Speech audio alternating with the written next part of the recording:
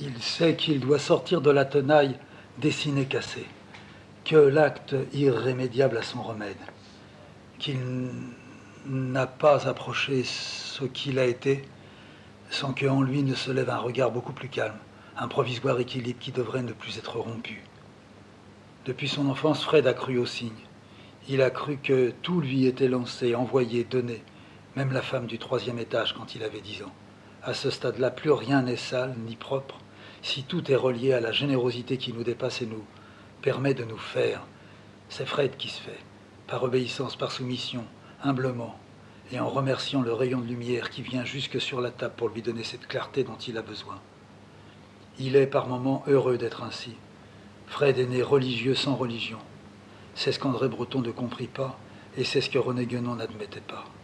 Il évite les églises et tous les temples. Il ramasse ce qui est perdu. Avec ses dessins, il a parfois l'impression de balayer des poussières de forme.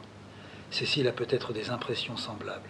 Ils vivent maintenant dans une petite ville située assez loin dans le centre, qui se désertifie, saluant les gens qu'ils croisent et qui leur rendent leur salut en parfaite ignorance mutuelle.